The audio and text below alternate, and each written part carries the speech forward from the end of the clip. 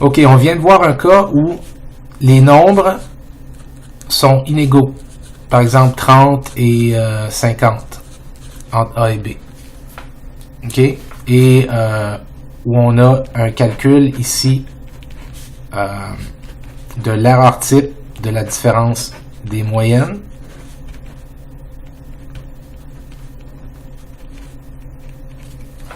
OK? Mais à cause que c'est pas exactement le même nombre, on veut amener une correction ici. OK. Puis on veut transformer ça en ça, dans le fond.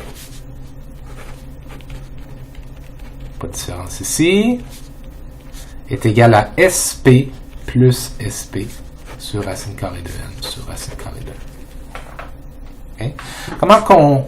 Ça veut dire quoi, la transformation en SP? OK. Pour comprendre ça, il faut retourner un petit peu en arrière. Okay. Si je vous demande qu'est-ce que c'est que S? S, c'est un écart type. Okay. S, c'est la racine carrée de S au carré. Vrai? S au carré, c'est quoi?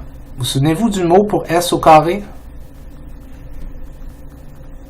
S au carré, c'était la variance. C'était quoi exactement la variance S au carré? C'est quand vous preniez chaque point moins la moyenne. L'ensemble des points moins la moyenne au carré divisé par n moins 1 parce que c'est un échantillon. Ça vous ramène peut-être bien loin, mais je ne sais pas si vous vous souveniez de ça. Si je vous donnais une base de données, faisons quelque chose de stupide, comme 1, 2, 3, 3, 4. OK? Ben, vous deviez calculer la moyenne de ça. OK?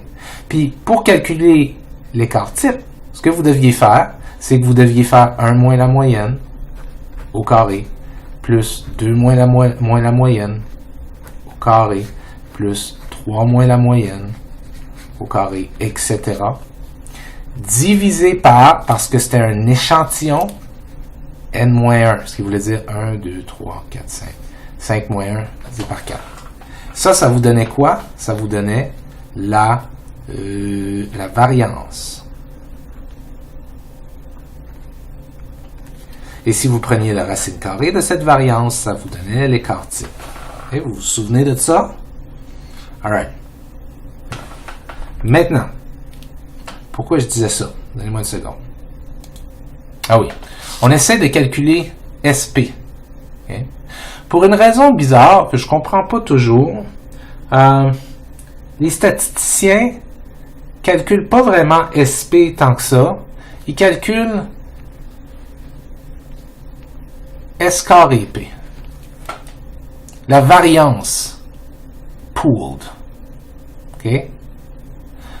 Probablement parce que plus tard, ils vont mettre la racine carrée là-dedans. En tout cas, on calcule ça ici. Donc, comment est-ce qu'on calcule? Pour obtenir ces trucs-là, c'est SP, je vais passer en calculant S carré P. OK? Et voici comment je vais calculer S carré P. S carré P est égal à la fameuse formule suivante.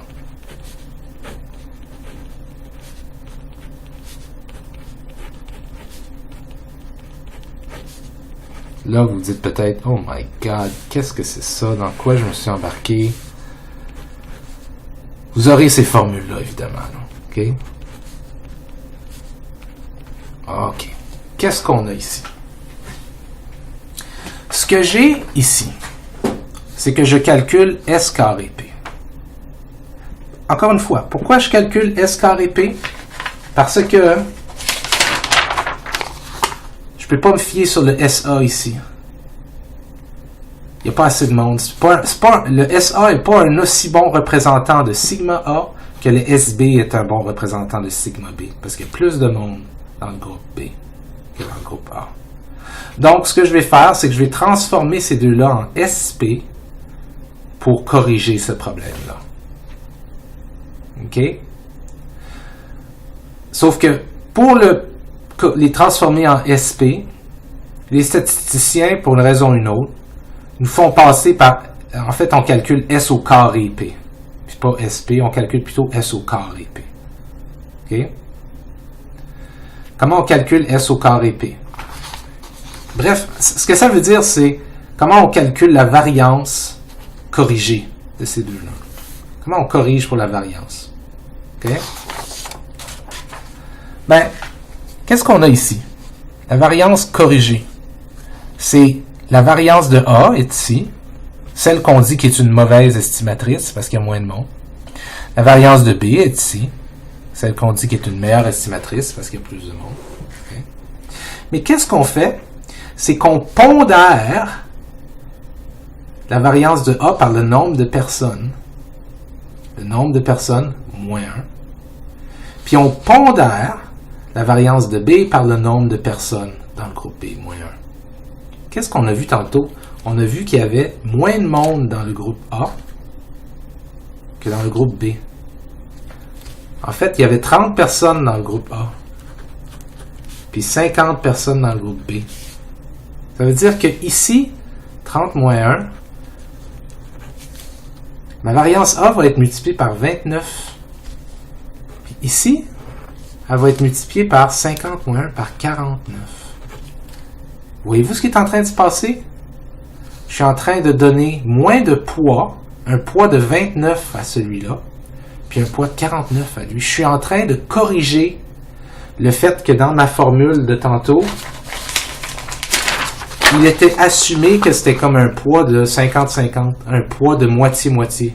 Ça plus ça. OK? Ici, je suis en train de dire, ouais, ça plus ça, sauf que ça ici, je veux que tu lui accordes moins de poids. Un poids de 29, parce que c'est un moins bon estimateur, parce qu'il y a juste 30 personnes. Lui, c'est un meilleur estimateur, parce que 50 personnes, je veux que tu lui attribues le poids de 50 moins 1, donc de 49. Donc, c'est exactement la même chose que tantôt. La variance de A plus la variance de B. Mais j'ai pondéré la variance de A. Puis j'ai pondéré la variance de B, je lui ai accordé plus d'importance. Et divisé sur quoi? Ben, souvenez-vous, S... non, attendez, je ne vais pas passer par ce chemin-là, ça va être trop compliqué. OK. Fait que j'essaie d'arriver à une affaire, là. S carré P. Fait que mon S carré P, il va être fait à partir de mon SA carré puis mon S carré B, mais pondéré de différentes manières à cause de ce que je viens d'expliquer. Là, j'ai deux affaires. Je veux le convertir en une affaire. Fait que je vais faire une genre de moyenne. Je vais diviser ça par le nombre de personnes dans le groupe A, plus le nombre de personnes dans le groupe B. Mais comme c'est des S dont je parle, c'est des échantillons. Vous souvenez-vous, à chaque fois que je divisais un échantillon pour le S, je divisais tout le temps par le nombre moins 1. Ben, c'est ce que j'ai fait ici. Le nombre A moins 1 plus le nombre B moins 1, ça veut dire le nombre A plus le nombre B moins 2. Okay? Oui, c'est compliqué. Je m'attends à ce que vous compreniez la logique ici. La logique étant la suivante, que j'ai créé une nouvelle forme de variance qui met plus de poids sur B parce que c'est un meilleur estimateur, puis moins de poids sur A parce que c'est un moins bon estimateur. Et que comme je veux combiner SA puis SB en une chose, SP, ben, je le divise par le nombre de personnes dans A, le nombre de personnes dans B, moins 2. Okay? Et ça va me donner S carré P. Okay? Ce qui me donne d'une certaine manière aussi SP. Okay? Parce que la racine carrée de S carré P, c'est SP. Où est-ce que j'avais besoin de SP? J'avais besoin de SP ici. OK? À cause que j'avais un problème ici. Mon A est un moins bon estimateur. OK. Petite pause et puis on revient avec d'autres choses. On n'a pas encore résolu le problème du tout en passant. Là. En passant, qu'est-ce qu'on vient de faire? Je vous ai fait un exemple tantôt avec, je ne sais pas si je peux le retrouver, là. C'est le fouillis. Ah oui. Oui.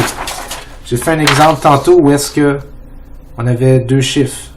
un groupe de 50 puis un groupe de 50. OK? Et ça allait bien parce que c'était deux groupes qui avaient exactement le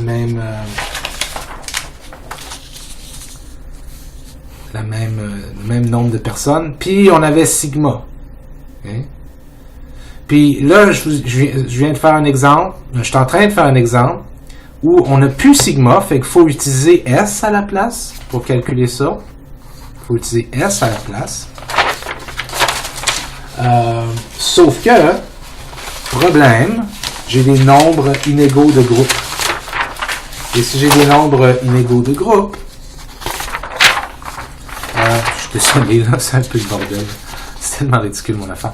J'ai des nombres... où est-ce que je suis, là? Gagnon, comment? J'ai des nombres inégaux de groupe et donc je dois remplacer mon SA et mon SB par un SP. En fait, je passe en le mettant au carré pour une raison ou une autre. Je pense que c'est pour que ça soit plus facile plus tard dans le calcul. On pratiquera ça en classe.